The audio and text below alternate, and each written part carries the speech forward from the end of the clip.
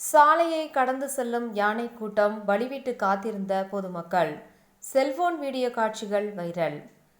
கோவை மேற்கு தொடர்ச்சி மலைப்பகுதியில் கடந்த சில மாதங்களுக்கு முன்பு நிலவிய கடும் வறட்சியின் காரணமாக உணவு தண்ணீர் தேடி வனவிலங்குகள் மலையை ஒட்டி உள்ள அடிவார பகுதிக்குள் உள்ள கிராமங்களுக்குள் படையெடுக்க துவங்கியது.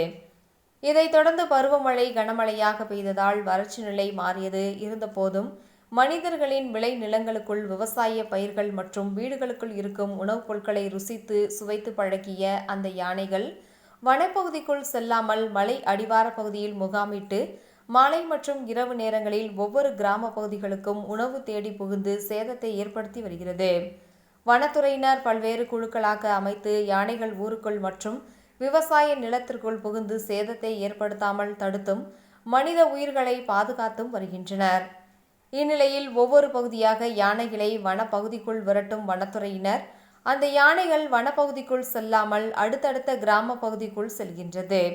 இந்நிலையில் கோவை துடியலூர் அடுத்த வடவள்ளி பன்னிமடை சாலையில் குட்டிகளுடன் யானை கூட்டம் சாலையை கடந்து செல்கின்றது. அந்த வழியாக செல்லும் பொதுமக்கள் அதற்கு வழிவிட்டு நின்று யானைகள் செல்லும் காட்சியை அச்சத்துடன் பார்த்து கடந்து சென்றனர்.